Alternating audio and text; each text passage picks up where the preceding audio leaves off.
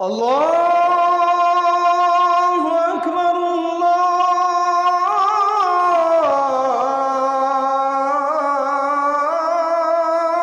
আকবার।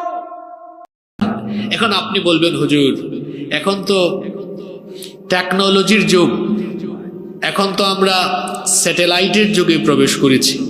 আধুনিক জ্ঞান বিজ্ঞান যখন উন্নতি উৎকর্ষের যুগে প্রবেশ করেছে, সেই যুগে ১৫০০ বছর আগে নাজিল হওয়া এই কিতাব, এটা জীবন পরিচালনার গাইডবুক হয় কেমনে? এটা তো বড় অবাস্তব, আশ্চর্যজনক একটি কথা। এটা আপনার কাছে মনে হতে পারে, কিন্তু এটাই বাস্তবিক। আপনি মনে করছেন ১৫০০ বছর আগে ব্যাকডেটেড যুগে নাজিল হওয়া কিতাবে আপডেটেড যুগে এখন আবার আপনার জীবনের বিভিন্ন সেক্টর পরিচালনায় কি করে এটা গাইডবুক, গাইডলাইন বা কনস্টিটিউশন হতে পারে? আপনি যদি এমনটা ভেবে থাকেন, তাহলে আপনি ভুলের মধ্যে বসবাস করছেন। তার কারণ হলো আল্লাহর কালাম এটা ব্যাকডেটেড নয়, বরং এটা সর্বকালের সর্বযুগের সর্বশ্রেষ্ঠ এবং মহাবিশ্বের মহাবিশ্বয় এই কিতাব হচ্ছে আল কোরআন। এটা কোনো কালেই ব্যাকডেটেড হয়নি, হবে না, বরং এটা হলো সম্পূর্ণ রকমের আপডেটেড একটি কিতাব। আল্লাহু আকবার। এই বিজ্ঞানের যুগেও আল্লাহর কালাম অচল নয়, বরং আপনার এই বিজ্ঞানের যুগের বিজ্ঞান প্রযুক্তি আল্লাহর কোরআনের তথ্যের কাছে এটা অক্ষম, দুর্বল। কারণ আপনার বিজ্ঞান যে ধারণা মানুষকে দিয়েছে কিছুকাল আগে, আল্লাহ তার কিতাবের ভেতরে এই সায়েন্টিফিক ধারণাগুলো ঢুকিয়ে দিয়েছেন আরো ১৫০০ বছর আগে। সুবহানাল্লাহ। তাহলে কোরআন আগে না বিজ্ঞান আগে? আজকে জরুরি কিছু কথাবার্তা হবে ইনশাআল্লাহ, ততক্ষণ আপনাদের মনোযোগ থাকবে তো? আমি বলছিলাম, বিজ্ঞান আপনাকে এই যুগে যা জানিয়েছে আল্লাহ তার কিতাবে ১৫০০ বছর আগে তা জানিয়ে দিয়েছেন। সুবহানাল্লাহ। কি করে? আসুন আমরা কয়েকটি পয়েন্টের উপর কথা বলি। এই যে আপনারা বসে আছেন, এই পৃথিবী নামক গ্রহে আমরা যে বসবাস করছি, এই গ্রহ ছাড়াও সৌরজগৎ, গ্যালাক্সি কিংবা বিশাল এই মহাশূন্য বা সুবিশাল এই বিশ্বজগৎ, এটা কি করে সৃষ্টি হয়েছে? আপনি কি কখনো চিন্তা করেছেন how the universe was created? কি করে এই মহাবিশ্ব সৃষ্টি হয়েছে? স্টিফেন হকিং এর বিগ ব্যাং থিওরির আলোকে বিজ্ঞানীরা বলছেন এই মহাবিশ্বের সব কিছু, অর্থাৎ সূর্য, চন্দ্র, গ্রহ, নক্ষত্র, তারকাপুঞ্জ, সব কিছু সৃষ্টির শুরুতে এই রকম জমাট বাঁধা অবস্থায় ছিল, পুঞ্জীভূত ছিল। অতঃপর মহাশূন্যে একটা ভয়ঙ্কর রকমের বিস্ফোরণ হয়েছে। এই বিস্ফোরণের ফলে সবকিছু আলাদা আলাদা হয়ে সেপারেট হয়েছে, অস্তিত্ব লাভ করেছে। এবং মহাবিস্ফোরণের ফলে সকল সৃষ্টি যে আলাদা আলাদা হয়ে অস্তিত্ব লাভ করেছে, বিজ্ঞান তার নাম দিয়েছে বিগ ব্যাং থিওরি, যেটা বর্তমান দুনিয়ার আলোচিত তথ্য। মহাবিশ্ব কি করে সৃষ্টি হলো? মহাবিশ্ব সৃষ্টির ধারণা বিজ্ঞান কিছুদিন আগে বিগ ব্যাং থিওরির মাধ্যমে পৃথিবীকে জানালো। অথচ আল্লাহর কিতাব, যেই কিতাবকে আমরা অনেকে ছু বা ঝাড়ফুঁকের কিতাব, তাবিজ কবজের কিতাব, খতমের কিতাব, রমজান মাসে তারাবির কিতাব মনে করি, আশ্চর্য কথা, এই কোরআন আমরা পড়লাম না, গবেষণা করলাম না, বুঝলাম না। অথচ এই কিতাবের ভেতরে মহাবিশ্ব সৃষ্টির এই চমৎকার বিজ্ঞানময় ধারণা রব্বুল আলামিন আজ থেকে ১৫০০ বছর আগে এই কিতাবের ভেতরে তা ঢুকিয়ে দিয়েছেন। কোরআনে কারীমের ২১ নম্বর সূরা সূরাতুল আম্বিয়া এর ৩০ নম্বর আয়াতে রব্বুল আলামিন বলছেন, আওয়ালাম ইয়ারাল্লাযীনা কাফারু আন্নাস সামাওয়াতি ওয়াল আরদা কানাতা রাতকান ফাফাতাকনাহুমা। আল্লাহ তাআলা বলছেন, অবিশ্বাসীরা কি দেখে না আসমান সমূহ আর জমিন সৃষ্টির শুরুতে একত্রিত অবস্থায় ছিল, পুঞ্জীভূত ছিল, এখন আসমান উপরে, মাথার উপরে আসমান, পায়ের তলায় জমিন। আর আমার আল্লাহ বলছেন আন্নাস সামাওয়াতি ওয়াল আরদা কানাতা রাতকা, আসমান আর জমিন এইভাবে লাগানো ছিল, একত্রিত ছিল। ফাফাতাকনাহুমা, অতঃপর আমি আমার মহা ক্ষমতা বলে তা আলাদা করে দিয়েছি। কি করে আল্লাহ আলাদা করে দিলেন? কোরআনের একটা মজা হলো, এক আয়াতের তাফসীর অন্য আয়াতের ভেতরে পাওয়া যায়। কোরআনে কারীমের 41 নম্বর সূরা, সূরা হামিম আস-সাজদায়ের 11 নম্বর আয়াতে রব্বুল আলামিন বলছেন সুম্মাস্তাওয়া ইলাস সামাই ওয়া হিয়া দুখানুন ফাকালা লাহা ওয়ালিল আরদি ائتيا طوعا أو كرها قالتا آتينا طائعين। আল্লাহ তাআলা যখন মহাবিস্ফোরণ ঘটালেন, আপনারা জানেন কোথাও আগুন লাগলে সেখানে ধোঁয়া সৃষ্টি হয়। যখন মহাবিস্ফোরণ হলো, আসমান তখন ধোঁয়াশাচ্ছন্ন হয়ে গেল। আল্লাহ তাআলা তখন ধোঁয়াশাচ্ছন্ন আকাশের দিকে মনোনিবেশ করে আসমান আর জমিনকে অর্ডার করলেন, তোমরা পরস্পর আলাদা হয়ে যাও। আসমান জমিন তখন জবাব দিল ক্বালাতা আতাইনা তাইঈন, আমরা আমাদের রবের হুকুম মেনে অনুগতদের মতো অস্তিত্বমান অবস্থায় আলাদা হয়ে গেলাম। 1979 সালে সৌদি আরবের রাজধানী রিয়াদে একটি কনফারেন্স হয়েছিল। সেটির নাম ছিল মুক্তামার আশ-শাবাব, ইউথ কনফারেন্স। সেই কনফারেন্সে ইউনাইটেড স্টেট অফ আমেরিকার বিখ্যাত একজন বিজ্ঞানী বালমার সেখানে উপস্থিত ছিলেন। ওই কনফারেন্স হলে ওই দুইটা আয়াত তিনি যখন শুনলেন, সাথে সাথে দাঁড়িয়ে গেলেন, দাঁড়িয়ে বললেন হাউ ইজ ইট পসিবল, এটা কি করে সম্ভব? এটা কোন বই? এই বইয়ের লেখককে বলতো, একটু আগে যে তিলাওয়াত করলে, এটা কোন বই? এটা কখন প্রকাশিত হয়েছে? এর সংস্করণ কখন হলো? এর লেখককে? কারণ মহাবিশ্ব সৃষ্টির এই ধারণা বিজ্ঞানীরা এত কষ্ট করে কিছুদিন আগে দিল। এটা কোন বই যে বইয়ের ভেতরে এই আশ্চর্যজনক তথ্য এখানে চলে এলো আর তেলাওয়াত করে শোনালে? তাকে বলা হলো এটা এই যুগের কোনো কিতাব নয়, এটা আজ থেকে ১৫০০ বছর আগে নাজিল হওয়া আল্লাহর কিতাব, মহাগ্রন্থ আল কোরআন। সে তখন অবাক হয়ে গেল যে ১৫০০ বছর আগে পৃথিবীতে তো বিজ্ঞানের কোনো জন্মই হয়নি। যখন পৃথিবীতে বিজ্ঞানের জন্মই হলো না, সেই সময়ে মহাবিশ্ব সৃষ্টির এই চমৎকার আশ্চর্যজনক বিজ্ঞানময় ধারণা যে কিতাবে এসেছে, এটা যেন তেন কোনো কিতাব নয়, আর এটা তো মানুষের রচনা হতেই পারে না, কারণ ১৫০০ বছর আগে বিজ্ঞানের জন্মই যখন হয়নি। সুতরাং এটা নিঃসন্দেহে মহাবিশ্বের স্রষ্টা যিনি, সেই মহাবিশ্বের স্রষ্টার কাছ থেকে আসা ঐশী কিতাব। এজন্য আমিও আর গুমরাহিতে পড়ে থাকতে চাই না। সেই কনফারেন্স হলে থাকা প্রত্যেকটি মানুষকে সাক্ষী রেখে সেখানেই সে কালেমা পড়ে মুসলমান হয়ে গিয়েছে। সুবহানাল্লাহ। বিজ্ঞান যত এগিয়ে যাচ্ছে, কোরআন বুঝা মানুষের জন্য সহজ হচ্ছে। অপরদিকে বিজ্ঞান যত উন্নত হচ্ছে, পৃথিবীর বিজ্ঞান আর বিজ্ঞানীরা মাথা নত করে দিয়ে কোরআনের সামনে সারেন্ডার করতে বাধ্য হচ্ছে। আল্লাহু আকবার। কিন্তু আশ্চর্যের কথা হলো, আপনি কোরআন পড়লেন না, আপনার সন্তানকে পড়ালেন না, আপনি কোরআন থেকে পিছিয়ে। কারণ হলো পৃথিবীর কোরআন বিরোধীরা ষড়যন্ত্র করে আপনার সিলেবাস থেকে কোরআন বাদ দিয়েছে, যাতে করে আপনাকে তাদের গোলাম বানিয়ে তাদের পায়ের সামনে মাথা নত করিয়ে রাখতে পারে। আপনি কোরআন শিখলে তো পৃথিবীতে উন্নত জাতি হয়ে যাবে না, জন্য কোরআন তারা আপনাকে শিখতে দিবে না। আপনি মনে করেন এটা মোল্লা মৌলবীদের কিতাব, কে বলেছে আপনাকে? It's the source of knowledge and science, এটা জ্ঞান বিজ্ঞানের উৎস। আপনি দেখুন, অবাক হয়ে যাবেন। আপনি একটু উপরের দিকে চলেন, একটু উপরের দিকে কথা বলি। আমাদের মাথার উপরে যে বিশাল আকাশ, বিশাল এই আসমান, জোরে বলেন তো এটি যিনি বানিয়েছেন, গলার আওয়াজ বাড়িয়ে বলেন তিনি কে? আমার আল্লাহই বলছেন এটা আমিই বানিয়েছি। বানানোর মধ্যে আমার কুদরত দেখো, আমার কুদরত দেখে তুমি কেন আমাকে নিয়ে চিন্তা করো না? ধারণা করছি এখানে সব মিলিয়ে হয়তো 4.5 বা 5,000 স্কয়ার ফিটের একটা প্যান্ডেল হবে।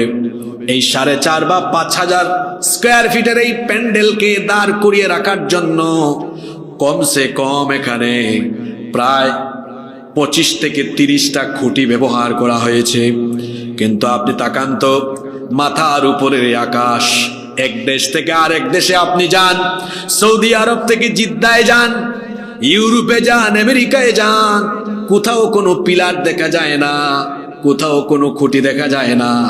কোরআনে কারীমের 13 নম্বর সূরা সূরাতুর রা'দের 2 নম্বর আয়াতে আমার আল্লাহ বললেন, আল্লাহুল্লাযী রাফা'আস সামাওয়াতি বিগাইরি আমাদিন তারাউনাহা সুম্মা ইস্তাওয়া আলাল আরশ। তোমাদের মাথার উপরে দৃশ্যমান কোনো পিলার, দৃশ্যমান কোনো খুঁটি স্তম্ভ ছাড়া শূন্যের উপরে এই আসমানকে যিনি ঝুলিয়ে রেখেছেন, স্থাপন করেছেন, গলার আওয়াজ বড় করে বলেন তিনি কে? সেই আল্লাহ এই আসমান কেন বানিয়েছেন? বাবারা, ভাইয়েরা, কখনো কি চিন্তা করেছেন? আসেন একটু চিন্তার খোরাক আপনার মাথায় ঢুকায় দেই। এই শামিয়ানা কেন দিলেন এখানে আজকে আপনারা? যাতে করে রাতে ওয়াজ শুনতে পারেন ভালো করে, কুয়াশা যেন বারে বারে না পড়ে, তাও পড়ে যাচ্ছে। বাসা বাড়িতে টিনের চাল আর পাকা ছাদ ডালাই কেন দিলেন বলেন? সিকিউরিটির জন্য, প্রোটেকশনের জন্য। শীতকালে যেন বাড়িতে কুয়াশা না পড়ে, বর্ষাকালে যেন বৃষ্টি না পড়ে, আর গ্রীষ্মকালে যেন রোদের তাপ না লাগে। তো মাথার উপরে এই বিশাল আকাশ আল্লাহ এমনি এমনি কি স্থাপন করেছেন? নিশ্চয়ই না। কেন আল্লাহ স্থাপন করেছেন? The sky has been built as a roof for the protection of the earth. আল্লাহ তাআলা এই আসমানকে মাথার উপরে এমনি এমনি স্থাপন করেন নাই। এটাকে আল্লাহ তাআলা পৃথিবীবাসীর সুরক্ষার জন্য একটি সুরক্ষিত ছাদ বানিয়েছেন। সুবহানাল্লাহ পড়বেন না? কথাটা কি বললাম? সুরক্ষিত ছাদ। দেখুন, 19 শতাব্দীতে বিজ্ঞানীরা গবেষণা করে দেখলেন যে আসমান, এ তো শুধু আসমান নয়, এটা তো আমাদের বিরাট একটা প্রোটেকশন বা নিরাপত্তা ব্যবস্থা। তার কারণ হলো আল্লাহ তাআলা আসমানে মহাশূন্যের মধ্যে বায়ুমণ্ডলীয় অনেকগুলো স্তর সৃষ্টি করেছেন। বিজ্ঞান তো গবেষণা করে বলেছে 7টা স্তর, আর আল্লাহ কোরআনে 1500 বছর আগেই বলে দিয়েছেন 7 তারাইক, 7 স্তর বিশিষ্ট আকাশ আছে। 7টা স্তর এই বায়ুমণ্ডলের মধ্যে আছে। আজকের আধুনিক বিজ্ঞান গবেষণা করে করে এগুলোর নামও দিয়েছে। Troposphere, stratosphere, ionosphere, ozone layer, magnetosphere, exosphere, এরকমের 7টা বায়ুমণ্ডলীয় স্তর আছে। আপনাদেরকে বোঝানোর জন্য আমি সহজ বাংলায় বলি, 7টা ফিল্টার বলতে পারেন, ফিল্টারের স্টেজ বলতে পারেন। পানির ফিল্টার দেখছেন না আপনারা? ফিল্টারের বিভিন্ন স্টেজ থাকে না, ধাপ থাকে না? এরকমের 7টা ধাপ বা স্টেজ কিংবা ধাপ, অথবা আপনি এটাকে স্তর বলতে পারেন। এটা কেন আল্লাহ দিয়েছেন? এটা না দিলে আপনি 1 সেকেন্ডও পৃথিবীতে শ্বাস ফেলতে পারতেন না, বাঁচতেই পারতেন না। কেন জানেন? এই যে ধরুন, এই পৃথিবী থেকে সূর্য হলো 15 কোটি কিলোমিটার দূরে। 15 কোটি কিলোমিটার দূর থেকে সূর্য আমাদেরকে হিট করে। আর এর টেম্পারেচার আমরা পাই কত? বাংলাদেশে তো আমরা 38, 39, 40-এর বেশি পাই না। আজকে দিনের বেলা জানি না চাঁদপুরে কত ছিল, চট্টগ্রামে 28, 29 ডিগ্রি ছিল।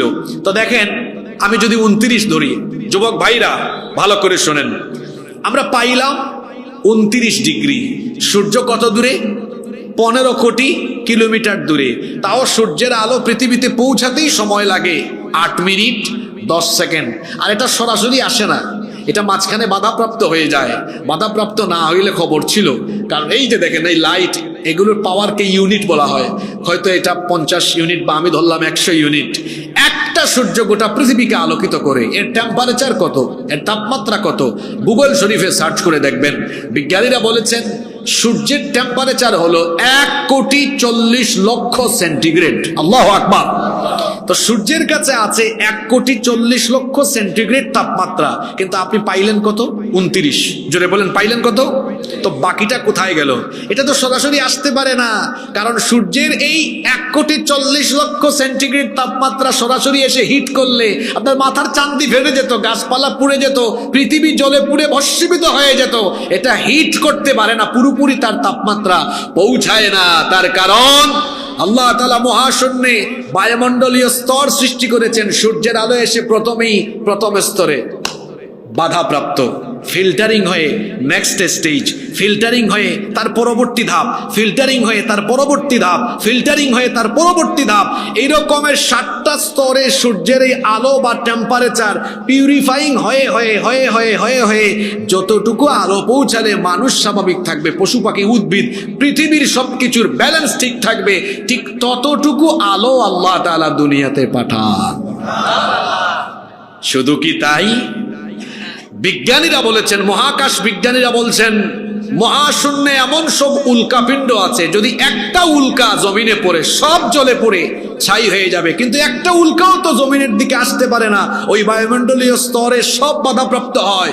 শুধু তাই নয়, আপনারা যে বিমানে সফর করে দেশের বাইরে যান, বিমান যখন টেক অফ করে 39,000 ফিট উপরে চলে যায়, আপনারা বলেন তো যত উপরের দিকে উঠছেন তাপমাত্রা তত বাড়ে না কমে? যদি বলেন বাড়ে না কমে?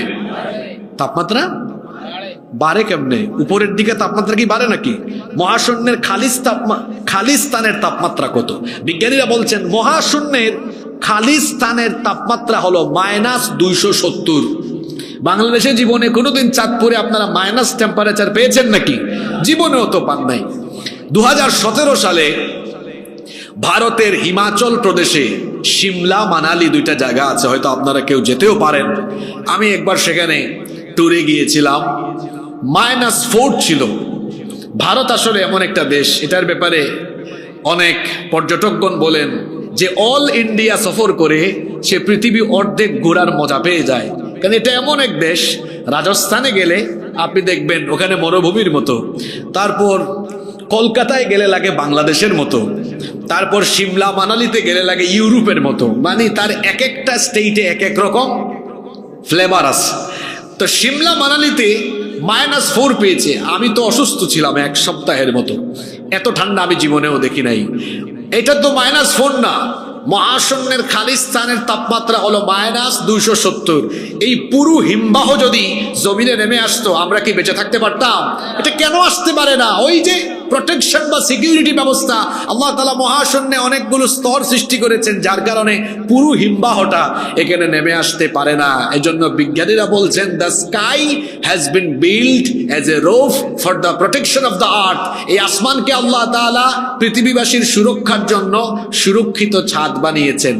আপনার বিজ্ঞান যেটা গবেষণা করে মাত্র কিছুদিন আগে বলেছে, যেই কিতাবকে আপনি হুজুরদের কিতাব মনে করেন, ঝাড়ফুকের কিতাব মনে করেন, যে কিতাবকে আপনি মোল্লা মৌলবীদের কিতাব মনে করে নিজে শিখলেন না, নিজে গবেষণা করলেন না, বাচ্চাদেরকেও শিখালেন না, সন্তানদেরকেও কোরআনের হেদায়াত দিলেন না, হেদায়াতের পথে আহ্বান করলেন না, আল্লাহ তাআলা তার সেই কিতাবের ভেতরে ১৫০০ বছর আগে আল্লাহ তাআলা এই প্রোটেকশন ব্যবস্থা সম্পর্কে কোরআনে কারীমের 21 নম্বর সূরা সূরাতুল আম্বিয়া এর 32 নম্বর আয়াতে বলে দিলেন, ওয়াজআলনাস সামাআ সাকফাম মাহফুযা। আল্লাহু আকবার। এখানে তো উলামা মাশায়েখ বসে আছেন। সাকফাম মাহফুযা, আল্লাহর শব্দ চয়নের নমুনা দেখেন। আল্লাহ বলছেন ওয়াজআলনাস সামাআ, আর এইভাবে করে আমি আকাশকে সাকফাম মাহফুযা, তোমাদের জন্য সুরক্ষিত ছাদ বানিয়ে দিয়েছি। আল্লাহু আকবার। কোরআন আগে না বিজ্ঞান আগে?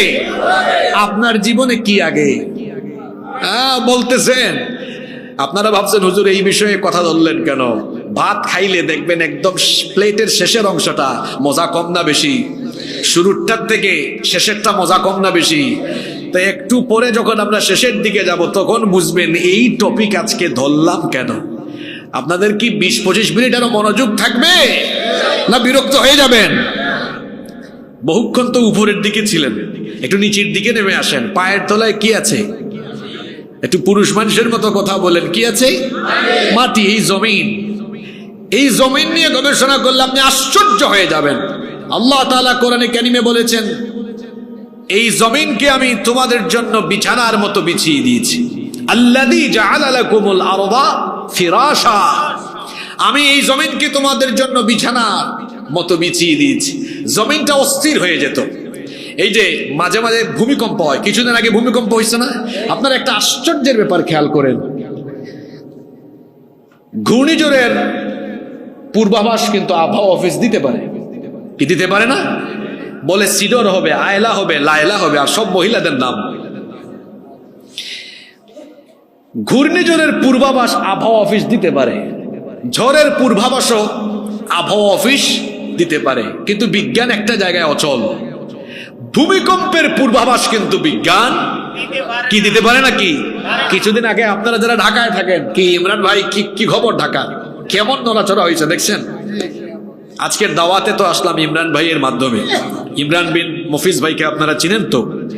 আমরা কিন্তু একসাথেই কিছুদিন পড়ালেখা করেছি আইআইইউসিতে, কিন্তু পরবর্তীতে ওনার স্কলারশিপ হয়ে যায়। সৌদি আরবের কিং আব্দুল আজিজ ইউনিভার্সিটিতে তিনি চলে যান এবং সফলতার সাথে সেখান থেকে তিনি অনার্স সম্পন্ন করে আবার দেশে চলে আসেন। আপনাদের এলাকার রত্ন, আপনাদের গৌরব, আপনারা খুশি না বেজার?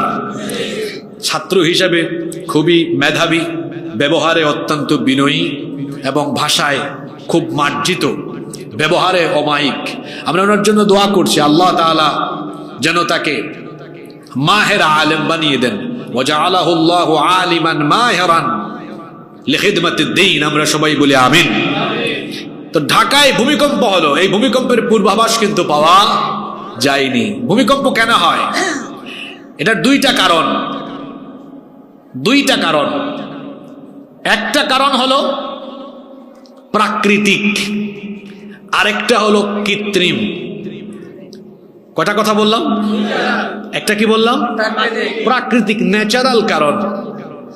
দুইটাই আল্লাহ ঘটান, কিন্তু কারণ দুইটা। প্রাকৃতিক কারণ কি? এই যে জমিনের নিচে অনেকগুলো টেকটনিক প্লেট আছে, এই প্লেটের উপরই তো জমিন।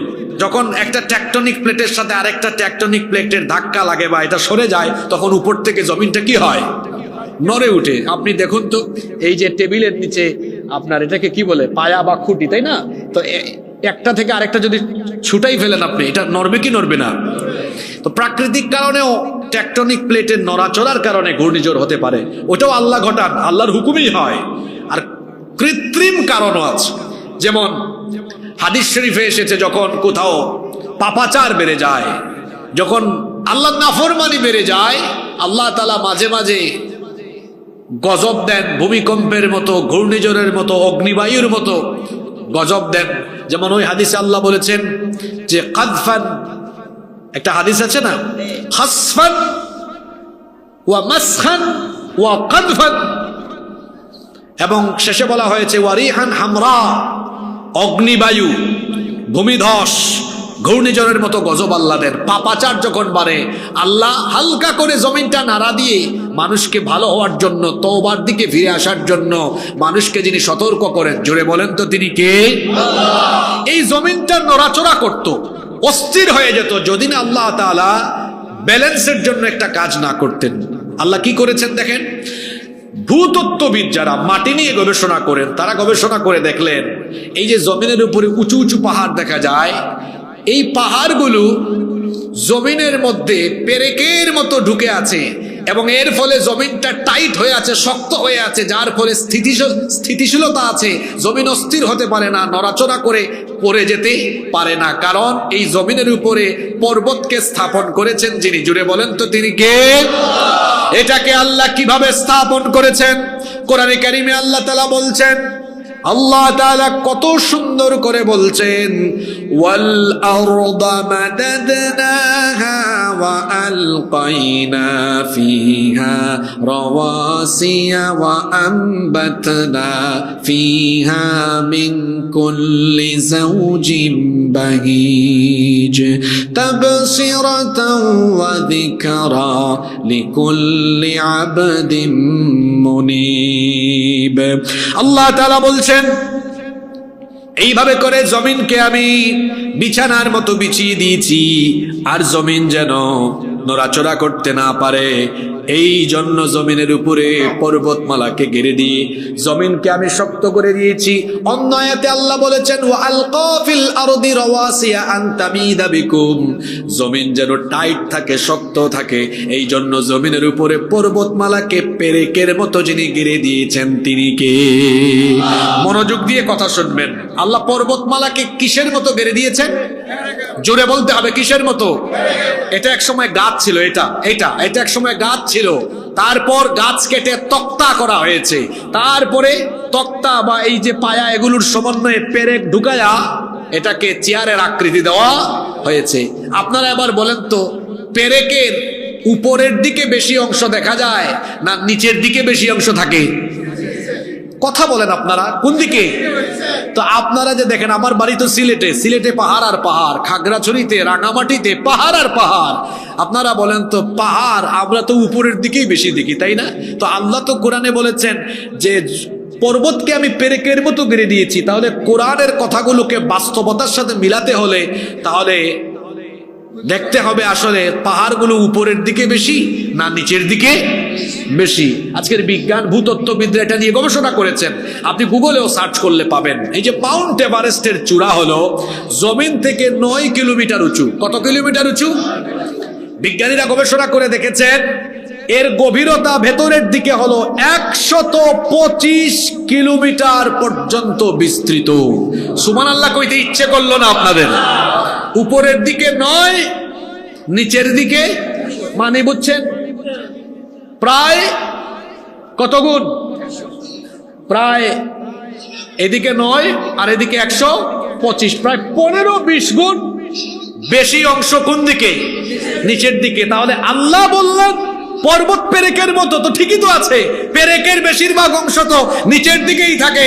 আপনি বিজ্ঞান নিয়ে ফুটানি করেন, আপনার বিজ্ঞান এটা জেনেছে কিছু কাল আগে, আর আমার আল্লাহ কোরআনে বলেছেন 1500 বছর আগে। আল্লাহু আকবার। আপনি উপরের দিকে আর নিচের দিকে যাবেন কেন? আপনার নিজের দিকে তাকান, আপনার নিজের দিকে তাকান, আপনি অবাক হয়ে যাবেন আপনার নিজের দিকে তাকালে। এই যে দেখেন, আমার দিকে তাকান, ফিঙ্গারপ্রিন্ট, আরবিতে বলা হয় বাসমা, ইংরেজিতে বলা হয় ফিঙ্গারপ্রিন্ট, আঙ্গুলের ছাপ। পাসপোর্ট অফিসে গেলে কি দেওয়া লাগে? জমি জমার রেজিস্ট্রিতে, সাব রেজিস্ট্রি অফিসে গেলে কি দেওয়া লাগে? তারপরে সিম কিনতে গেলে কি দেওয়া লাগে? ভোট দিতে গেলেও লাগে। এটা সব জায়গায় লাগে। কেন জানেন?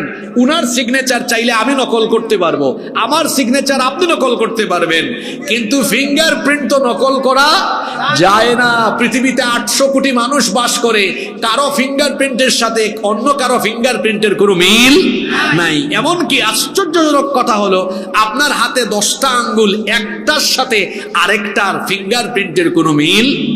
এখন 2025 সাল শেষ হচ্ছে, 1800 সালের আগে পৃথিবীতে ফিঙ্গারপ্রিন্টের কথা মানুষ জানতই না। ব্রিটিশ বিজ্ঞানী উইলিয়াম হার্সাল মানবদেহের উপরে গবেষণা চালিয়ে সর্বপ্রথম এই ফিঙ্গারপ্রিন্টের ধারণা এবং ব্যবহার ইংল্যান্ডে আরম্ভ হয়। ইংল্যান্ড থেকে ধীরে ধীরে এটা সারা দুনিয়ায় ছড়িয়ে যায়। 1800 সাল আর 2025 কত বছর? 225 বছর, তাই না? 200 বছর আগে যে ফিঙ্গারপ্রিন্টের ধারণা পৃথিবীর মানুষ জানলো, এবং বর্তমানে অফিসে ঢুকলেও ফিঙ্গারপ্রিন্ট, যাওয়ার সময় ফিঙ্গারপ্রিন্ট। যেই কোরআনকে হুজুরদের, মুল্লাদের কিতাব মনে করে শিখলেন না, পড়লেন না, সন্তানদেরকেও শিখালেন না, সেই কোরআনে আল্লাহ তাআলা আজ থেকে আরো 1500 বছর আগে কোরআনে কারিমের 75 নম্বর সূরা সূরাতুল কিয়ামার 3 এবং 4 নম্বর আয়াতে আল্লাহ তাআলা বললেন, أيحسب أن لن نجمع عظامه بلى قادرين على أن نسوي بنانه। যারা মনে করে মানুষ মারা যাওয়ার পরে তার শরীর যখন পচে গলে মাটির সাথে মিশে যাবে, অস্থি পিঞ্জর হাড্ডি গুড্ডি সব চূর্ণ বিচূর্ণ হয়ে যখন আলাদা আলাদা হয়ে যাবে, এগুলোকে জোড়া লাগিয়ে কিভাবে আবার মানুষকে জীবিত করা হবে, যারা এ ব্যাপারে সন্দিগ্ধ সন্দিহান, আল্লাহ তাদের কথার জবাব দিতে গিয়ে বললেন, বান্দারে শোনো, তোমার শরীরের অস্থি পিঞ্জর সবকিছু ছিন্ন ভিন্ন এবং আলাদা আলাদা হয়ে যাওয়ার পরেও সেগুলোকে তো আমি জোড়া লাগাবোই। তার পাশাপাশি বান্দা শোনো, বালা কাদিরিনা আলা আন নুসাউইয়া বানানা, এমনকি তোমাদের প্রত্যেকের হাতের আঙ্গুলের যে মাথা আছে, আঙ্গুলের ছাপ পর্যন্ত আমি আবার পুনর্বিন্যস্ত করে দিব। আল্লাহু আকবার। এই যে এতগুলো কথা এতক্ষণ ধরে বললাম, তাহলে বলেন তো বিজ্ঞানের যুগে এই কোরআন সচল না অচল? পুরুষ মানুষের মতো জবাব দেন, সচল না অচল? আরো জোরে বলেন, সচল না অচল? এই কোরআন আপনি শিখলেন না, আপনার সন্তানদেরকেও আপনি শিখালেন না। এখানে বিজ্ঞান এর বিভিন্ন থিওরি নিয়ে আলোচনা করলাম বলে আপনি কোরআনকে বিজ্ঞানের কিতাব বলতে পারবেন না। কোরআনের সাহিত্যের অনেক ফ্লেভার পাওয়া যায়, কবিতার ছন্দের মতো ছন্দগত মজা পাওয়া যায়, এখানে ঐতিহাসিক অনেক নিগুড় তথ্য পাওয়া যায়। তাই বলে এটা ইতিহাসের কিতাব, বিজ্ঞানের কিতাব, সাহিত্যের কিতাব নয়। তাহলে কোরআনটা মূলত কি? কোরআন মূলত হচ্ছে হেদায়াতের কিতাব। কথা বুঝে থাকলে বলেন, কোরআন মূলত কিসের কিতাব? আল্লাহ তাআলা বলেছেন, হাদা বায়ানুল লিন-নাসি ওয়া হুদাও ওয়া মাউইযাতাল লিল মুত্তাকিন। এটি হচ্ছে মানুষের জন্য সুস্পষ্ট বর্ণনা, এটা হলো হেদায়েতের কিতাব। এজন্য আল্লাহ শুরুতেই বলে দিলেন, যালিকাল কিতাবু লা রাইবা ফীহি হুদাল লিল মুত্তাকিন। এটি হচ্ছে এমন এক কিতাব যার মধ্যে সন্দেহের কোনো অবকাশ নাই, এখানে সন্দেহ করার মতো কোনো বিষয় নাই, এবং এটাকে মুত্তাকিদের জন্য যিনি হেদায়াত বানিয়েছেন, গলার আওয়াজ বড় করে বলেন, তিনি কে? আল্লাহ। এই কোরআনের কাছে আসলেই কোরআন আপনাকে হেদায়েতের পথ, মুক্তির পথ, জান্নাতের পথ দেখাবে। এজন্য আল্লাহর নবীও বলেছেন, মান ক্বালা বিহি সাদাকা, যে কোরআন দিয়ে কথা বলে সে সত্য কথা বলে, ওয়া মান আমিলা বিহি উজরা, যে কোরআন অনুযায়ী আমল করে তাকে যিনি পুরস্কৃত করেন, জুড়ে বলেন, তিনি কে? আল্লাহ। আল্লাহর নবী আরো বলেছেন, ওয়া মান হাকামা বিহি আদালা, যেই কোরআন দিয়ে মানুষের মধ্যে বিচার ফয়সালা করে, সেই প্রকৃতপক্ষে ন্যায় ইনসাফ কায়েম করে। এরপরে আল্লাহর নবী বলেছেন, ওয়ামান দাআ ইলাইহি ফাকাদ হুদিয়া ইলা সিরাতিম মুস্তাকিম, যে কোরআন দিয়ে মানুষকে আহ্বান করে সে মানুষকে হেদায়াত এবং সহজ সরল পথের দিকে আহ্বান করে। তার মানে হলো কোরআনের পথ হলো সহজ পথ, কোরআনের পথ হলো সরল পথ, কোরআনের পথ হলো মুক্তির পথ, কোরআনের পথ হলো নাজাতের পথ, কোরআনের পথ হলো হেদায়েতের পথ। এই কোরআনের পথে যারা চলে আসবে তাদেরকে যিনি হেদায়াত দিয়ে দিবেন, জোরে বলেন, তিনি কে? আল্লাহ। কোরআনের কাছে যেই আসবে তার সম্মানটা বেড়ে যাবে। কোরআন হলো এমন এক কিতাব, এর টাচ বা সংস্পর্শে যে আসে তারই সম্মান বা মর্যাদা বাড়ে। আল্লাহর তো বহু ফেরেশতা আছে, কিন্তু জিবরিলের মতো মর্যাদাবান ফেরেশতা কি অন্য কেউ আছে নাকি? কেন জিবরিলের মর্যাদা সবার উপরে? কারণ জিবরিলের সাথে কোরআনের একটা সম্পর্ক আছে। জিবরিল কোরআন নিয়ে এসেছেন, আল্লাহর নবীর কাছে কোরআন নিয়ে এসেছেন বলে কোরআনের কারণে জিবরিলের মর্যাদা সকল ফেরেশতাদের উপরে চলে গিয়েছে। সুবহানাল্লাহ। বছরে তো 12 মাস আছে, রমজান ছাড়া বাকি 11 মাস আল্লাহর কাছে এত সম্মানিত নয়।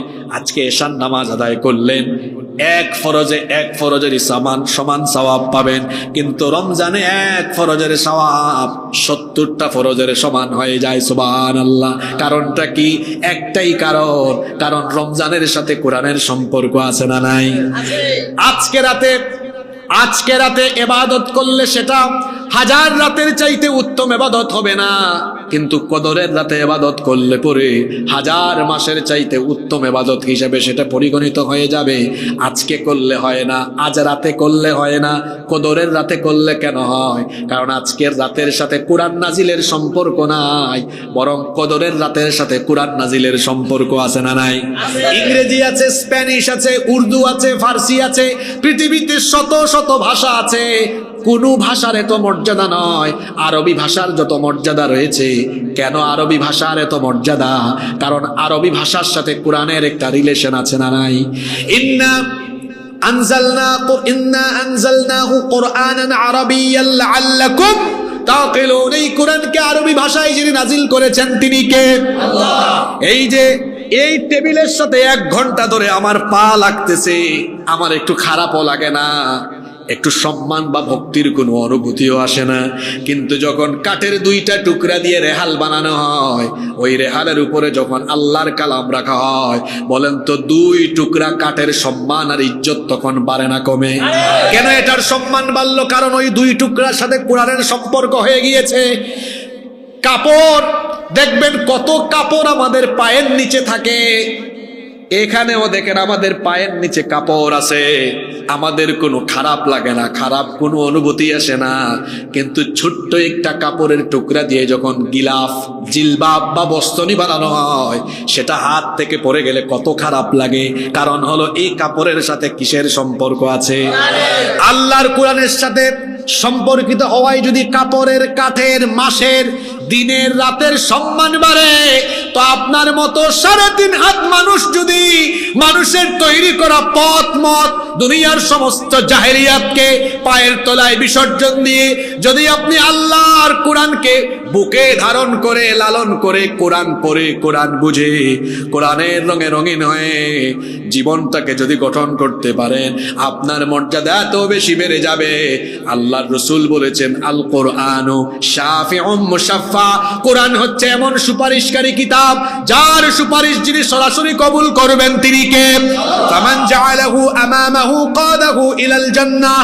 এই কোরআনকে যে সামনে রেখে কোরআন দেখে দেখে দেখে দেখে দেখে দেখে কোরআনের মতো জীবন সাজাবে, এই কোরআন কিয়ামতের দিন ওই ব্যক্তির পক্ষে আল্লাহর দরবারে দাঁড়িয়ে আল্লাহর সাথে ঝগড়া করবে ততক্ষণ আল্লাহ ওই লোকটাকে মাফ করে দিয়ে জান্নাতে ঢুকাবে না যতক্ষণ।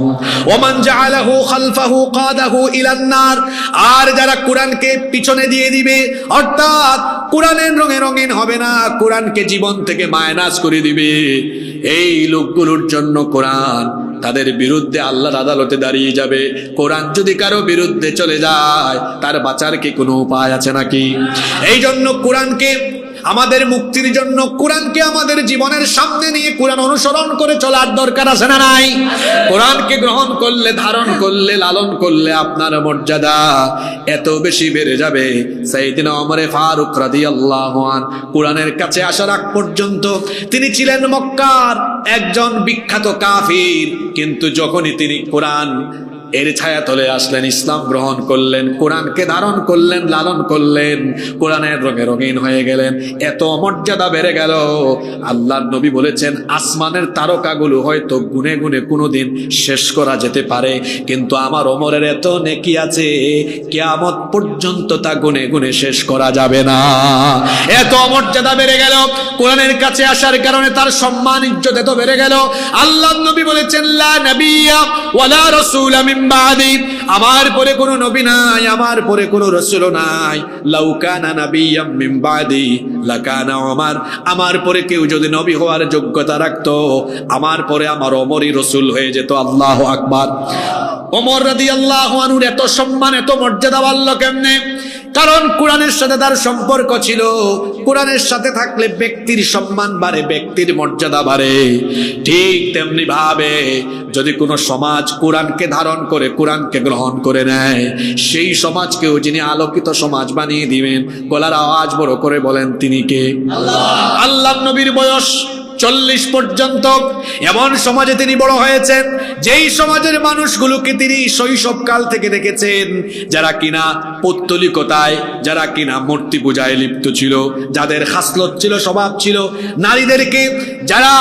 নারীদেরকে যারা কিনা বাজারে পণ্যের মতো, মাছ আর সবজির মতো কেনা বেচা করত, বিবাহ শাদী ছাড়া নারীদেরকে তারা ভোগ করত।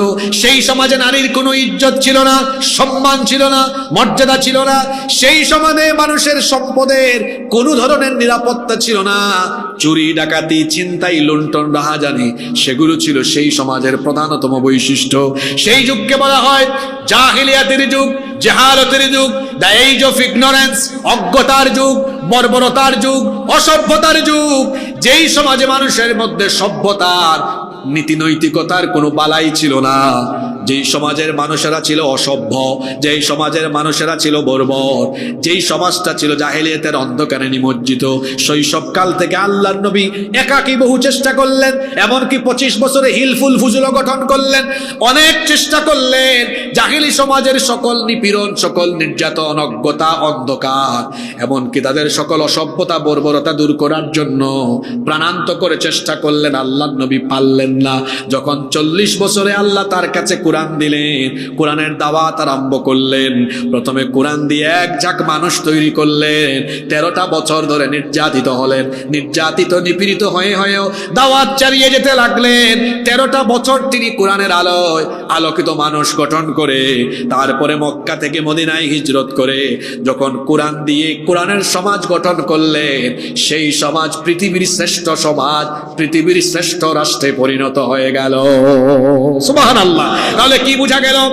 একটা সমাজের, একটা রাষ্ট্রের অসভ্যতা, অন্ধকার, সমস্যা, নিপীড়ন, জুলুম, বর্বরতা, জাহালত সবকিছুকে আল্লাহর নবী মাত্র একটা কিতাব দিয়ে দূর করে দিলেন। বলেন তো দেখি সেই কিতাবের নাম কি? এখন আমাদের সমাজে অশান্তি আছে না নাই? আমাদের সমাজে চুরি ডাকাতি আছে না নাই? চিন্তাই আছে না নাই? আমাদের সমাজে দারিদ্রতার অভিশাপ আছে না নাই? আমরাও আমাদের সমাজের অশান্তি, আমরা আমাদের সমাজের অসভ্যতা, বর্বরতা, অধিকার হারা মানুষের অধিকার, এমনকি সকল ধরনের জাহালত, এমনকি ন্যায় ইনসাফ সহ প্রতিটা মানুষের দুয়ারে দুয়ারে কল্যাণের বার্তা যদি আমরা পৌঁছে দিতে চাই, তাহলে আল্লাহর নবীর মতো আল্লাহর কোরআনকে ধারণ করে, লালন করে সমাজের সর্বত্র যদি আমরা আল্লাহর বিধানকে প্রতিষ্ঠা করতে পারি, তাহলে কোরআনের বিধানের বদৌলতে আমাদের সমাজের অশান্তি দূর করে দিয়ে সমাজের ভেতরে যিনি শান্তি রহমতের ফল্লুধারা নাজিল করে দিবেন তিনি কে? কারণ এই কিতাব এমন কিতাব, এটা শুধু তিলাওয়াত, ঝাড়ফুঁক আর রমজান মাসে তারাবির সময়ে তেলাওয়াতের কিতাব নয়। একদিকে এটা যেমন জ্ঞান বিজ্ঞানের কিতাব, অন্যদিকে এটা হলো হিদায়াতের কিতাব, তার পাশাপাশি এটা হলো মানুষের মুক্তির কিতাব। এই কিতাব মানুষকে অর্থনৈতিক মুক্তির পথ দেখায়, এই কিতাব মানুষকে দুনিয়া আখিরাতে নাজাতের পথ দেখায়। এমন এক কিতাব আল্লাহ আমাদেরকে দিয়েছেন আমাদের জীবনের সকল সেক্টর, সকল দিক এবং বিভাগকে পরিচালনা করার জন্য। সকল কিছু কোরআনের ভেতরে যিনি সন্নিবেশিত করেছেন, পুরুষোচিত কণ্ঠে জবাব দিয়ে বলেন তো তিনি কে? এজন্য রব্বুল আলামিন কোরআনে কারীমে বড় চমৎকার করে বলেছেন। আল্লাহ তাআলা বলছেন, বান্দা শোনো, এমন কিতাব দিয়েছি। কোরআনে কারীমের 16 নম্বর সূরা, সূরাতুন নাহলের 89 নম্বর আয়াতের শেষাংশে আল্লাহ বলছেন, ওয়ানাজ্জালনা আলাইকাল কিতাবা তিবয়ানাল লিকুল্লি শাইইন ওয়া হুদান ওয়া রাহমাতান ওয়া বুশরা লিল মুসলিমিন। ও আমার নবী, আপনার কাছে এমন এক কিতাব নাজিল করেছি, তিবয়ানাল লিকুল্লি শাই, যেই কিতাবের ভেতরে আমি সবকিছু ঢুকিয়ে দিয়েছি। এমন কোনো বিষয় নাই যা কোরআনের ভেতরে নাই, বরং সকল কিছু এই কোরআনের ভেতরে যিনি খুলে খুলে বয়ান করেছেন, জুড়ে বলেন তিনি কে? এজন্য রব্বুল আলামিন কোরআনুল কারীমের 6 নম্বর সূরা, সূরাতুল আনআমের 38 নম্বর আয়াতের শেষাংশে আরো বললেন, মা ফাররাতনা ফিল কিতাবি মিন শাইইন থুম্মা ইলা রাব্বিহিম ইউহশারুন। তোমাদের যা যা প্রয়োজন, তোমাদের যা যা দরকার, সবকিছুই কোরআনে আমি ঢুকিয়ে দিয়েছি। এমন কোনো জিনিস নাই যা কোরআনের ভেতরে নাই। সবকিছু বলেন তো দেখি কোরআনের ভেতরে আছে না নাই? এত আস্তে বললেন, যারা বললেন না আপনাদের কোনো সন্দেহ আছে নাকি? তাহলে পুরুষের মতো জবাব দিয়ে বলেন তো সবকিছু কোরআনের ভেতরে আছে নাকি? ওয়াজে তো কত কত রকমের মানুষ আসে। একবার মাহফিলে এক রেস্টুরেন্টের বাবুর্চি আসছে, এই যে রুটির কারিগর। চিন্তা করেন না এটা ওয়াজ। কয় তাহলে বলেন কোথায় আছে? আমি বললাম আপনি যদি রুটি কিভাবে বানাতে হয় সেটা যদি আপনি না জানেন তো আল্লাহ কোরআনের সমাধান দিয়েছেন। আল্লাহ বলেছেন ফাসআলু আহলা যিকরি ইন কুনতুম লা তাআলামুন। তুমি কোনটা না জানলে যে জানে তাকে জিজ্ঞেস করে জেনে নাও, শিখে নাও। আল্লাহু আকবার। সবকিছু কোরআনের ভেতরে সমাধান আছে না নাই?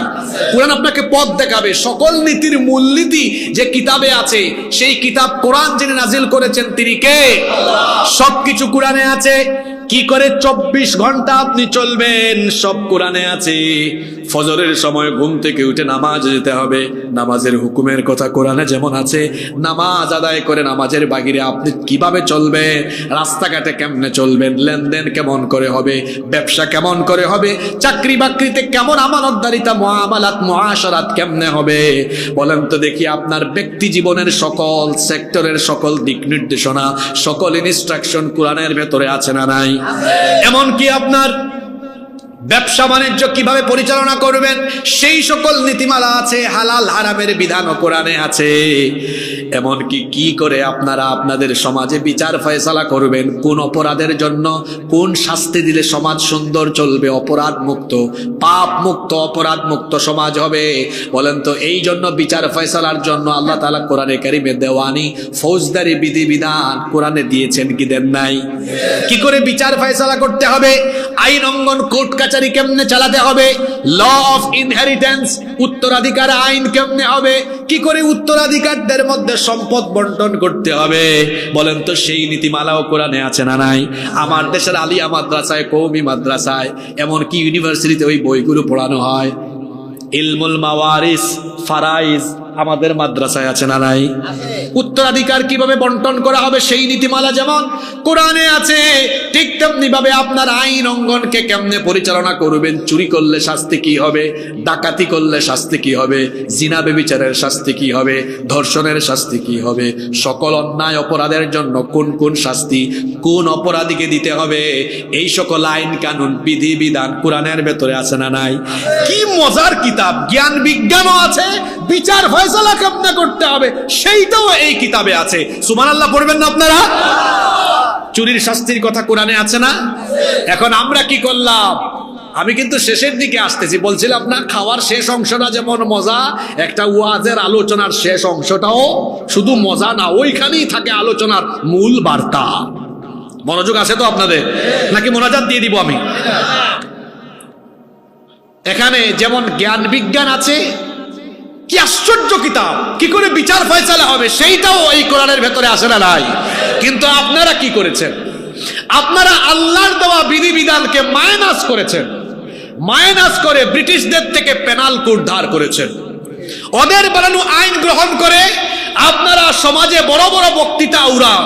আপনারা বলেন আইনের শাসন প্রতিষ্ঠা করবেন, আইনের শাসন আদৌ প্রতিষ্ঠা করতে পারেননি। আমি চ্যালেঞ্জ করে দিলাম, চ্যালেঞ্জ করে এই চাঁদপুর থেকে বলে দিলাম, মানুষের তৈরি করা আইন দিয়ে কখনো সমাজ এবং রাষ্ট্রে 100% ন্যায় ইনসাফ সুবিচার প্রতিষ্ঠা করা যায় না। যায় না যে আমি আপনাকে চোখে আঙ্গুল দিয়ে দেখাই। আমার দেশ স্বাধীন হয়েছে আজকে 54 বছর। জোরে বলেন কত বছর? 54 বছরের মধ্যে 32 বছর 2 জন নারী রাষ্ট্রপ্রধান হিসেবে তারা রাষ্ট্র পরিচালনা করেছেন। আর বাকি থাকলো কত? 22 বছর। 22 বছর বহু চাচা মিলে চালাইছেন। তাহলে পুরুষ এগিয়ে না নারী এগিয়ে? এই যে 54 বছরে নারী পুরুষ উভয়ে মিলে তারা দেশটা চালালেন, এখানে কোনো রাজনৈতিক কথা হবে না। মনে রাখবেন, যে বক্তা দলীয় দৃষ্টিভঙ্গি মাথায় রেখে বক্তব্য দেয়, এইসব বক্তার বক্তব্যে মানুষ হেদায়াত হয় না। যেই শ্রোতা দলীয় দৃষ্টিভঙ্গি মাথায় রেখে বক্তৃতা শোনে, এই শ্রোতাও কোনোদিন হেদায়াত হয় না। বক্তা এবং শ্রোতা উভয়কে হেদায়াতের মগজ নিয়ে, নিরপেক্ষ মানসিকতা নিয়ে যখন আল্লাহর কালাম শুনবে, বক্তা শ্রোতা উভয়কে হেদায়াত দিবেন কে? আমরা এত সুন্দর মাহফিলে বসলাম, এই দাখিল মাদ্রাসার মাহফিলে এত কষ্ট করে আয়োজন হয়েছে পলিটিক্যাল কথাবার্তা বলার জন্য নয়। এখানে আমরা বসবো কি করে দুনিয়ায় ফায়দা পাবো, আখিরাতে ফায়দা পাবো।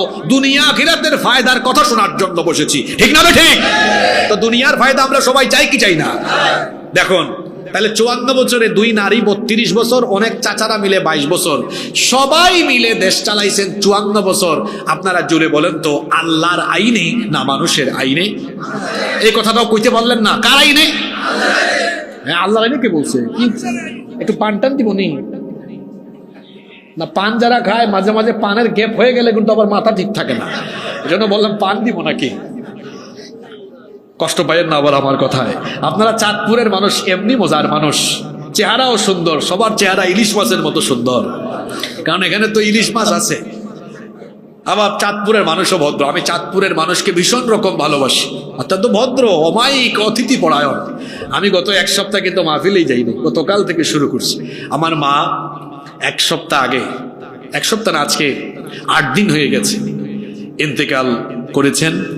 এজন্য আমার মন মানসিকতা অন্যরকম ছিল।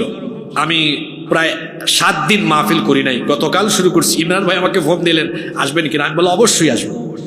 আপনাদের প্রোগ্রামে আমি আজকে এসেছি। হৃদয়টা ভারাক্রান্ত ছিল, কিন্তু আপনাদের এই প্রাণবন্ত রেসপন্সে আমি এখন অনেকটা ভালো ফিল করছি, আলহামদুলিল্লাহ। আপনাদের কষ্ট হচ্ছে না তো? আমি বলছিলাম, এই 54 বছরে আইন কানুন সব চলছে আল্লাহর না মানুষের? জোরে বলেন কার? একটু বলে ফেলি আমি, যে 32 বছর 2 নারী চালালেন। একজনের জন্য আমরা একটু আগে দোয়াও করলাম, কারণ তিনি আলেম উলামা বা ইসলামের বিরুদ্ধে কোনো কাজ করেন নাই, কথা বলেন নাই তিনি, এজন্য তার প্রতি একটা সম্মান আছে না নাই? আরেকজন তো আলেম দেখতো আর জেলে ঢুকাইতো। কথা বলেন, আলেম দেখলেই আর দাড়ি টুপি দেখলেই জেলে ঢুকাইতো, ইচ্ছা মতো জুলুম নির্যাতন করেছে। আলেমদের চোখের পানি অভিশাপ হয়ে তার উপর নেমে এসেছে আল্লাহর গজব হয়ে, যার কারণে তাকে চোরের মতো পালিয়ে যেতে হয়েছে। এই 2 মহিলা, তারা 32 বছর রাষ্ট্র পরিচালনা করলেন। বাংলাদেশে কিন্তু আরেকটা আশ্চর্যজনক খবর আছে, সেটা হলো নারীরা খুব পাওয়ারফুল ছিল বাংলাদেশে। এত পাওয়ারফুল, এট এ টাইম প্রাইম মিনিস্টার, বিরোধী দলীয় নেত্রী, স্পিকার, স্বরাষ্ট্র, পররাষ্ট্র, শিক্ষা, গুরুত্বপূর্ণ সবকিছু নারীদের হাতে ছিল কি ছিল না? আপনারা কথা বলেন, ছিল কি ছিল না? এই যে নারীদের হাতে এত পাওয়ার, এত ক্ষমতা থাকা সত্ত্বেও, 32 বছরের ক্ষমতা, বাংলাদেশে কি নারী নির্যাতন বন্ধ হয়ে গিয়েছে নাকি? ধর্ষণ বন্ধ হয়ে গিয়েছে? আপনারাই বলতেছেন বাড়ছে, কিন্তু নারীদের ক্ষমতা ছিল কম না বেশি? এত ক্ষমতা তারা পাইলেন, নারী নির্যাতনও বন্ধ হলো না, তারপরে ধর্ষণও বন্ধ হলো না, আরো বেড়ে গেল। আর চাচাদের 22 বছর এড করলে 54 বছর। মানুষের আইন দিয়ে চলছে তো চলছে বিচার, ওই যে চলছে গাড়ি তো চলছে তো চলছে, এইরকম বিচার চলছে তো চলছে, কিন্তু দেখা যায় নারী নির্যাতনও বন্ধ হলো না, নিপীড়নও বন্ধ হলো না, ধর্ষণও বন্ধ হলো না। বরং আমরা দেখেছি দিন দিন অবস্থা এত সিরিয়াস হচ্ছে। গত কয়েক মাস আগে মাগুরায়, হ্যাঁ, তাও ঘটনা ঘটছে রমজান মাসে সম্ভবত, ছোট্ট এক বোন আমাদের, 8 বছর বয়স। ঘটনা কি রমজান মাসে হয়েছিল নাকি? রমজানে না? রমজানে হয়েছে না? রমজানে হয়েছে। আল্লাহু আকবার। চিন্তা করেন, এক পরিবারের 3 নরপিশাচ আমার বোনটির উপরে পাশবিকতা চালায়। অতঃপর সে প্রায় 4-5 দিন হাসপাতালে থেকে খুব কষ্ট পেয়ে পেয়ে দুনিয়া ছেড়ে চলে গিয়েছে। আমার বোন এই নির্মম পরিস্থিতির শিকার হয়ে দুনিয়া থেকে চলে গেল। তার কবর হলো, কবরে এখন ঘাস উঠে গেছে। আপনারা বলেন আমাকে, তার ধর্ষণকারীরা এখনো বেঁচে আছে না নাই? কথা বলেন না কেন আপনারা? আদালতে আল্লাহর আইন না মানুষের আইন? আমার দেশে এমন কিছু বিশ্ববিদ্যালয় আছে যেখানে ধর্ষণের সেঞ্চুরি হয়েছে, আবার ধর্ষককে ফুলের মালা দেওয়া হয়েছে। কি আপনি কি মিথ্যা বললাম নাকি? আমার দেশে এমন কিছু ব্যবসায়ী আছে ধর্ষণের অভিযোগে অভিযুক্ত, টাকার গরমে আইনকে তার জুতার নিচে ফেলে দিয়েছে, তার কিছুই হয় নাই, এমন ব্যবসায়ী আছে না নাই? আমার দেশে এমন রাজনীতিবিদ আছে ধর্ষণের দায়ে অভিযুক্ত, ক্ষমতার ঠেলায় আইনকে জুতার নিচে কামড়ে ধরেছে, তার কিচ্ছু হয় নাই, এমন রাজনীতিবিদ আছে না নাই? এবার পুরুষোচিত কণ্ঠে আমাকে জবাব দিয়ে বলেন তো, আদালতগুলোতে চলছে আল্লাহর আইন না মানুষের আইন? যে আদালতে মানুষের আইন থাকে, আর এটা এমন আইন যে আইন থাকার ফলে আমার বোন ধর্ষিতা হয়ে কবরে যায় আর ধর্ষক বেঁচে থাকে, সেই আইনের মুখে আমি লাথি মারি। যে আইন থাকলে পরে ধর্ষিতা পৃথিবী থেকে বিদায় নেয়, কবরে চলে যায়, আর ধর্ষক বুক ফুলিয়ে সাদা পায়জামা পাঞ্জাবি পরিধান করে রাস্তায় মিছিল দিয়ে হাঁটে, আর তার সাঙ্গপাঙ্গরা তার গলায় ফুলের মালা পরায়, আর ওইদিকে ধর্ষিতা কবরে চলে যায়, সেই আইনের মুখে আমরা থুতু নিক্ষেপ করি। এবার বলেন দেখি, এর পরিবর্তে যদি আল্লাহর কিতাবের আইন, কোরআনের আইন থাকতো, জবাব আপনারাই দেন, কোরআনে ধর্ষকের শাস্তি কি? জোরে বলেন, জোরে। কথাটা পূর্ণাঙ্গ হয় নাই আপনাদের। হ্যাঁ, পাথর, ঠিক আছে, পাথর মেরে, কিন্তু এখনো পূর্ণাঙ্গ হয় নাই। ওয়ালিয়াশহাদ আযাবাহুমা তাইফাতুম, হ্যাঁ ওইটা আপনি সংক্ষেপে বলেন, লাইভ মৃত্যুদণ্ড। কি মৃত্যুদণ্ড? যেমন কাশিমপুর কারাগারে অনেক ফাঁসি হয়, এটা কি আপনারা দেখেন বা টেলিভিশনে কি লাইভ দেখানো হয়? কোরআনের বিচার বড় সাংঘাতিক, খুব সাংঘাতিক। ধর্ষককে রজম করবেন বা মৃত্যুদণ্ড দিবেন, এটা গোপনে পর্দার আড়ালে লুকাইয়া না, কোথায়? জনগণের সামনে প্রকাশ্যে এই ধর্ষককে মৃত্যুদণ্ড দেওয়া হবে। কেন? যাতে এক ধর্ষকের পরিণতি দেখে বাকি সব লুচ্চা আর বদমাইশ এক বিচার দেখে তারের মতো সুদা হয়ে যেতে পারে। আপনারা বলেন তো, বাংলাদেশে যদি একটা বিচার এরকম কোরআন দিয়ে হতো, এই দেশে ধর্ষণ বন্ধ হতো কি হতো না? এই জন্য আমি দায়িত্বহীন ভাষায় বলছি, যতদিন পর্যন্ত বাংলাদেশে আল্লাহর আইন বাদ দিয়ে মানুষের আইনে বিচার চলবে, নারীরা লাঞ্ছিত হবে, ধর্ষিত হবে, পার্লামেন্টে নারীরা ক্ষমতায় অংশগ্রহণ করে পার্লামেন্টে যাবে, কিন্তু নারীর অধিকার প্রতিষ্ঠিত হবে না। যদি নারীর অধিকার সুপ্রতিষ্ঠিত দেখতে চান, মানুষের তৈরি করা আইনকে লাথি দিয়ে বঙ্গোপসাগরে ফেলে দিয়ে আল্লাহর কোরআনের আইনকে গ্রহণ করে নিতে হবে, নইলে মুক্তি পাবেন না।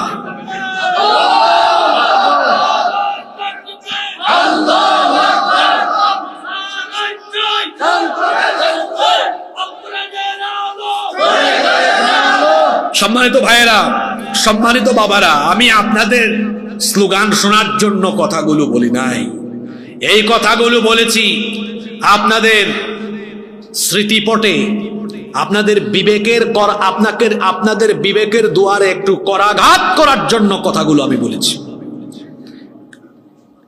আপনাদের বিবেকের দুয়ারে করাঘাত করার জন্য কথাগুলো বলেছি।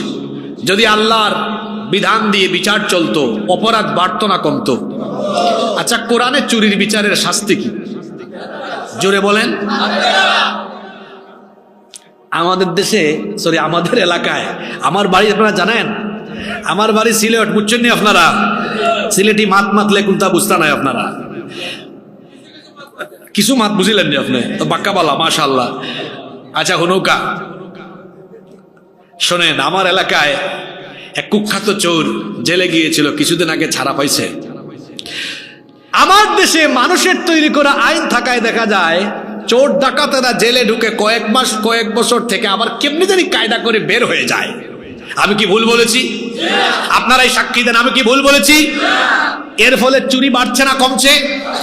কোরআন দিয়ে যদি বিচার করে কোন চোরের শাস্তি হাত কেটে দেওয়ার মতো বিচার জনসম্মুখে করা হতো, তাহলে চুরি বাড়তো না কমতো?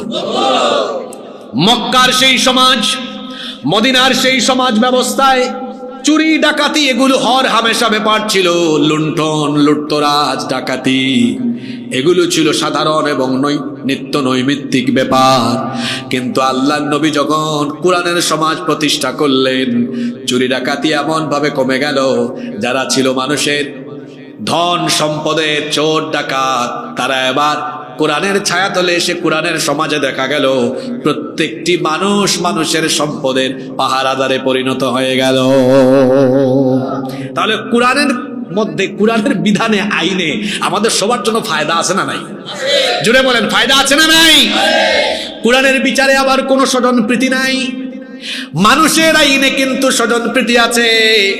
মানুষের আইনে এমন স্বজনপ্রীতি, যদি মানুষের আইন চলে সেখানে ক্ষমতাসীন ব্যক্তিদের পাওয়ার থাকে, তার সাঙ্গপাঙ্গ অপরাধ করলে উপর থেকে ফোন যাবে, মিয়া কারে ধরছো, চাঁদপুর থেকে ট্রান্সফার করে সিলেটে পাঠায়া দিব। চিনো আমারে? আমারে কিন্তু এলাকায় সবাই ভয় পায়, এত বড় সাহস কেমনে হয়েছে? একদম ট্রান্সফার খাগড়াছড়ি, আছে না নাই? এই হলো আল্লাহর আইন, এই হলো মানুষের আইন। যে সমাজে চলে সেখানে মানুষের দাপট চলে, আর যেখানে আল্লাহর আইন চলে সেখানের বিচার কেমনে হয়? দুইটা ঘটনা আমি বলবো, নাকি মোনাজাত দিয়ে দিব? শোনেন, সাইয়েদিনা আলী রাদিয়াল্লাহু আনহু তিনি তখন খলিফা। আলী রাদিয়াল্লাহু আনহু তখন খলিফা। বাজারে গেলেন, বাজারে গিয়ে দেখলেন কিছুদিন আগে তার একটি লৌহ বর্ম চুরি হয়ে গিয়েছিল। দেখা গেল এক খ্রিস্টানের কাছে এই লৌহ বর্ম। তিনি গিয়ে বললেন, কি ব্যাপার, এই লৌহ বর্মটা তো আমার, এটা তুমি কোথায় পেয়েছো? সেই খ্রিস্টান বলল, কে বলেছে এটা আপনার? এটা তো আমার। এখন বলেন তো জিনিস কয়টা? দাবি করে কয়জন? সমস্যা আছে না নাই? এখন একজন দাবি করে, উনি সাধারণ কেউ নন, উনি হলেন মেম্বারও না, চেয়ারম্যানও না, এমপিও না, মন্ত্রীও না, সরাসরি রাষ্ট্রপ্রধান। আল্লাহু আকবার। আর আরেকজন এটা তার জিনিস দাবি করে, সে কিন্তু সাধারণ একজন জনগণ, সাধারণ একজন মানুষ। রাষ্ট্রপ্রধান হিসেবে তার ক্ষমতা ছিল। আমার দেশে তো মেম্বার চেয়ারম্যানের এত ক্ষমতা, কথা না শুনলে বলে থাপ্পড় দিয়ে গাল ফাটাই দিব। সেইখানে রাষ্ট্রপ্রধান তিনি বললেন এটা আমার। আর সাধারণ ওই নাগরিক যে কিনা ছিল খ্রিস্টান, সে বলল না এটা আমার জিনিস। একজনের দাবি করে কয়জন? এখন রাষ্ট্রপ্রধান তিনি লক্ষ্য করলেন এখানে তো একটা ঝামেলা হয়ে গেছে, তিনি জোর করে সেটা কেড়ে নিলেন না। বললেন, দেখো, যেহেতু এই একই জিনিস তুমিও দাবি করছো, আমিও দাবি করছি, চলো আমরা বিচারকের কাছে আদালতে চলে যাই, আদালতেই ফয়সালা হবে জিনিসটা কার। উভয়ে মেনে নিলেন।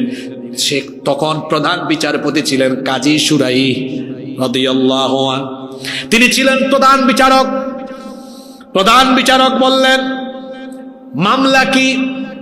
এবার আলী রাদিয়াল্লাহু আনহু বললেন, এই লৌহ বর্মটা আমার, কিছুদিন আগে চুরি হয়েছে, কিন্তু এই লোকটা বলে এটা নাকি তার। এবার ওই লোকটা বলল না এটা আমার।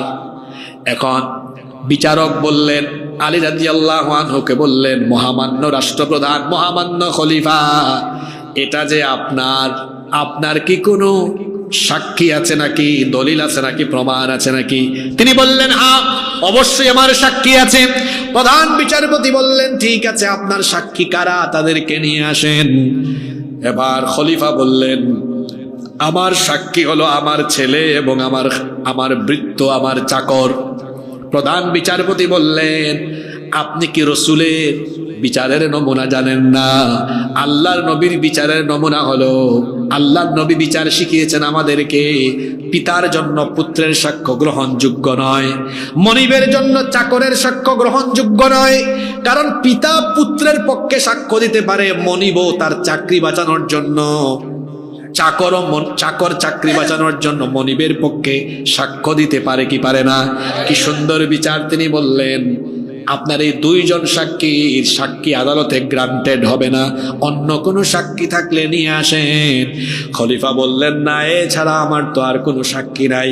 দেখেন, রাষ্ট্রপ্রধান হিসেবে ক্ষমতা ছিল যে আপনাকে আমি নিয়োগ দিয়েছি, আমি যেমনে বলবেন বিচার এমনিই করবেন। আপনি কি দেখেন না, চোখে আঙ্গুল দিয়ে দেখায়, মানুষের তৈরি করা আইন যেখানে চলে, উপর থেকে যে আদেশ আসে, বিচারকরা রায় হিসাবে অনেক সময় সেটা লিখে। আপনাকে স্কাইপি কেলেঙ্কারির কথা আর সিনহার কথা মনে করায় দিলাম, উপরের মহলের আদেশে আল্লামা সাঈদীর ফাঁসির রায় লিখা হয়েছে। মানুষের আইন চললে পরে উপর থেকে যেটা আদেশ আসে কলম দিয়ে ওইটাই লিখা অনেক সময় হতে থাকে। কিন্তু মহামান্য খলিফা খলিফাতুল মুসলিমিন আলী রাদিয়াল্লাহু আনহুর সাক্ষ্য যখন আদালতে গ্রহণ হলো না, তিনি বিচার বিভাগে আলাদা কোনো হস্তক্ষেপ করলেন না। তিনি বললেন, ঠিক আছে প্রধান বিচারপতি সাহেব, যেহেতু আমার সাক্ষী আনতে পারলাম না, তাহলে আপনার রায় আমি মেনে নিব। প্রধান বিচারপতি রায় দিয়ে দিলেন খ্রিস্টানের পক্ষে, আর রায় দিয়ে দিলেন খলিফার বিরুদ্ধে। খ্রিস্টান লোকটা বিচারের রায় দেখে অবাক হয়ে গেল। সে বলল, কি সৌন্দর্য ইসলামের ভেতরে, যেখানে রাষ্ট্রপ্রধানও সাক্ষ্য না থাকার কারণে প্রধান বিচারপতির রায় মেনে নেন, তিনি কোনো ধরনের চাপ প্রয়োগ করেন না। এত সুন্দর ন্যায়, এত সুন্দর ইনসাফ যে দিনের ভেতরে রয়েছে, আমি আর দিনের বাইরে থাকতে চাই না। মহামান্য প্রধান বিচারপতি, লৌহ বর্মটা আমার না, আমি চুরি করেছি, এটা উনারে এটা দিয়ে দেন। আর আরেকটা কাজ করেন, আমারেও কালিমা পড়ান। বিচারক সাহেবের কাছে কালেমা পড়ে নিলেন, লা ইলাহা ইল্লাল্লাহু মুহাম্মাদুর রাসূলুল্লাহ সাল্লাল্লাহু। কার আইনের বিচারের নমুনা? পুরুষ মানুষের মতো জবাব দেন, কার আইনের বিচারের নমুনা? আর মানুষের আইনের বিচারের নমুনা আপনার দলের সঙ্গভঙ্গ ধরা খাইলে, এই বেটা ওসি, কারে ধরছো ছাড়ো, নইলে একদম রাঙ্গামাটি। আছে না নাই? এবার শুনেন রসুলের বিচার। আল্লাহ নবীর আদালতে একবার মাখজুমিয়া গোত্রের কুরাইশি একজন মহিলাকে আনা হলো। তার ব্যাপারে অভিযোগ ছিল তিনি চুরির অপরাধে ধরা পড়েছেন। সম্ভ্রান্ত বংশের নারী। সকল সাহাবীরা একত্রিত হয়ে পরামর্শ করছেন, এত মর্যাদা সম্পন্ন বংশের নারী চুরির অপরাধে ধরা পড়লেন। আল্লাহর রসুল যদি এখন কোরআন দিয়ে রায় দেন, হাত কাটার আদেশ দেন, ওই বংশের মান ইজ্জত থাকবে না। সাহাবায়ে কেরাম এবার পরামর্শে বসে গেলেন। তারা ভাবলেন, দেখি রায় একটু হালকা করা যায় কিনা, তাহলে ওই বংশের মান ইজ্জত কিছুটা হলেও থাকবে। সাহাবায়ে কেরাম পরামর্শ করে সিদ্ধান্ত নিলেন উসামা ইবনু যায়েদ রাদিয়াল্লাহু আনহুকে রাসূলের দরবারে পাঠাবেন। তারা সেটাই করলেন। উসামা ইবনু যায়েদ রাদিয়াল্লাহু আনহু নবীজির কাছে গেলেন। গিয়ে তিনি বললেন, ইয়া রাসূলুল্লাহ, আমরা বলি সাল্লাল্লাহু আলাইহি ওয়াসাল্লাম, এই মহিলা তিনি সম্ভ্রান্ত বংশের নারী, বংশ মর্যাদা ভালো, সুতরাং ওই বংশের যেন মানিজ্য ঠিক থাকে, নবী গো একটু কি রায়টা হালকা করে দেওয়া যায় না? এই কথা শুনে আল্লাহর নবী সাহাবীদেরকে ডেকে, তারপরে তিনি রাগে অগ্নিশর্মা হয়ে চেহারা লাল হয়ে গেল। আল্লাহর নবী বক্তৃতা করলেন, আমার সাহাবীরা শোনো, কি করে এই দুঃসাহস তোমরা আমার সামনে দেখাতে পারলে? আল্লাহর বিধানের বিপরীতে ফয়সালা দেওয়ার জন্য এমন অনুরোধ কি করে আমাকে করতে পারলে?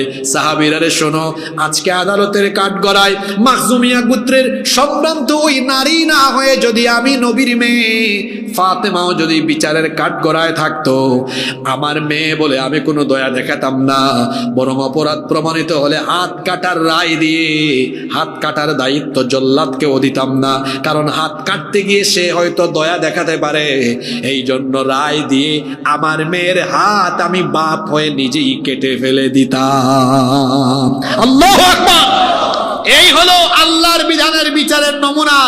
মানুষের তৈরি করা আইন দিয়ে যে সমাজে বিচার ফয়সালা চলে, আল্লাহর কসম করে বলে গেলাম, সেখানে যাদের ক্ষমতা দাপট থাকবে তারা ইচ্ছে করলে বিচারকে পায়ের তলায় ফেলাতে পারবে, আর সাধারণ লোকেরা বিচারের নামে অবিচারের ভুক্তভোগী হয়ে যাবে। বলেন আপনারা সবাই দলমত ফালায় দিয়া ঠান্ডা মাথায় বলেন, নিজেদের লাভের জন্য, সমাজে ইনসাফ প্রতিষ্ঠার জন্য আপনারা মানুষের আইন চান না আল্লাহর আইন চান? জোরে বলেন, কার আইন চান? আসেন, মানুষকে ভাই যত ওয়াজ করেন, মানুষের পেটে আগে খাবার লাগবে। কি লাগবে? আল্লাহর বিধান, আল্লাহর আইন যে সমাজে থাকে সেই সমাজে কোনো ক্ষুধার্ত মানুষ থাকে না। সুবহানাল্লাহ কইতে ইচ্ছে করে না। হ্যাঁ, আমি গলার চাপাবাজি করে এখান থেকে যাব না, বাস্তব ভিত্তিক কথা বলে যাব। কি 8-10 মিনিট সময় দেওয়া যাবে না? শেষ করে দিব। জি, সময় দেওয়া যাবে 8-10 মিনিট? আল্লাহর আইন থাকলে পরে ওই সমাজে ক্ষুধার্ত কোনো মানুষ থাকে? জোরে বলেন, ক্ষুধার্ত কোনো মানুষ থাকে? কেন থাকে না? তার কারণ হলো ইসলাম এমন একটি সমাজ ব্যবস্থা কায়েম করতে চায় যেই সমাজে কোনো বৈষম্য থাকবে না। এমন কোনো সমাজ হবে না যেখানে কেউ বাড়িতে ঘুমাবে, আরেকজন রাস্তায় ঘুমাবে, যেখানে একজন 3 বেলা খাবে আরেকজন না খেয়ে মরবে। এই রকম বৈষম্যের সমাজ ইসলাম চায় না, বরং ইসলাম বৈষম্যহীন, ক্ষুধা মুক্ত, দারিদ্রতা মুক্ত, স্বনির্ভর সমৃদ্ধ একটি সমাজ প্রতিষ্ঠা করতে চায়। এই জন্য ইসলাম এত সুন্দর অর্থনৈতিক মুক্তির বিধান দিয়েছে। আল্লাহ তাআলা বলছেন, যদি আমার মুমিনরা সমাজ পরিচালনার দায়িত্ব পায় আর তারা যদি আমার কিতাবের ফর্মুলা গ্রহণ করে অর্থনৈতিক মুক্তির জন্য আমার দেওয়া যাকাতকে তারা সমাজের মধ্যে প্রতিষ্ঠা করতে পারে, তাহলে অর্থনৈতিক দৈন্যদশা তিনি দূর করে দিবেন। গলার আওয়াজ বড় করে বলেন, তিনি কে? রব্বুল আলামিন কোরআনুল কারীমের 22 নম্বর সূরা সূরাতুল হাজের মধ্যে বলছেন, আল্লাযীনা ইম্মাক্কান্নাহুম ফিল আরদি আকামুস সালাতা ওয়া আতাউয যাকাতা ওয়া আমারু বিল মা'রুফি ওয়া নাহাউ আনিল মুনকার ওয়ালিল্লাহি আকিবাতুল উমুর। কোরআনে কারীমের 22 নম্বর সূরা সূরাতুল হাজের 41 নম্বর আয়াত। আল্লাহ তাআলা বলছেন, মুমিনদেরকে যদি আমি সমাজ আর জনপদ পরিচালনার দায়িত্ব দেই, 1 নম্বরে তারা সালাত কায়েম করবে, 2 নম্বরে তারা যাকাত ভিত্তিক অর্থনীতি প্রতিষ্ঠা করবে। একটা বিষয় আপনারা খেয়াল করেন, আল্লাহ কোরআনের যেখানে বলেছেন নামাজের কথা, সেখানেই বলেছেন আল্লাহ যাকাতের কথা। আবারও বলছি, যেখানেই আল্লাহ বলেছেন নামাজের কথা, সেখানেই বলেছেন কিসের কথা? জোরে বলেন, কিসের কথা?